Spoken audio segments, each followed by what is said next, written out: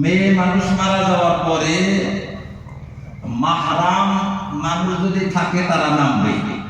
মাহরাম বলা হয় যাদের সাথে বিয়া চলে না। স্বামী থাকলে স্বামী নামবে, মাহরাম কোন পুরুষ থাকলে সে নামবে। আর যদি মাহরাম পুরুষ না থাকে অন্তত নিকটবর্তী আত্মীয় নামবে। ব্যাকরণের সময় মানে অনুপস্থিত থাকে। মাহরাম যদি না থাকে তখন গায়ের মাহরামেও নামতে পারে, প্রয়োজন সাপেক্ষে নামতে পারে, পর্দার ব্যবস্থা করে তারাও নামতে পারে। প্রশ্ন, হুজুর, যেসব পুরুষের সামনে নারীর পর্দা না করা জায়েজ তারা কারা? যাদের সামনে পর্দা করা জরুরি, যাদের সাথে বিয়া চলে তাদের জন্য পর্দা জরুরি।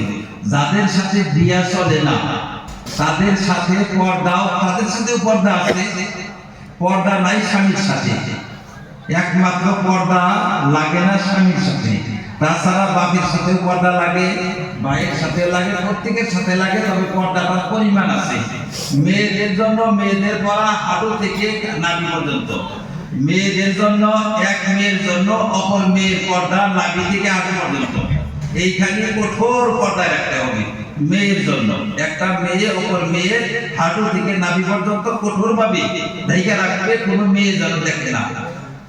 আর স্বামী ছাড়া অন্যান্য মাহরম আত্মীয় যারা, তাদের জন্য হয়েছে মুখ, হাত, পাও, পাও, হাত, মুখ বাদ দিয়ে।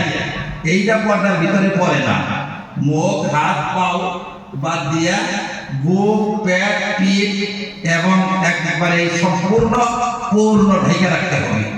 এইটা হলো মাহরামদের জন্য পর্দা। আর নামাজের পর্দা শুধুমাত্র হাতের কবজি আর মুখমণ্ডল বাদ দিয়া, পায়ের কবজি আর হাতের কবজি পর্যন্ত মুখমণ্ডল বাদ দিয়া সর্বদেহ ঢেকে রাখতে হবে, তাছাড়া নামাজ হবে না। আর স্বামীর জন্য কোনো পর্দা নাই। স্বামী স্ত্রীর জন্য কোনো পর্দা নাই। স্ত্রীর সর্বদেহ স্বামী দেখতে পারে।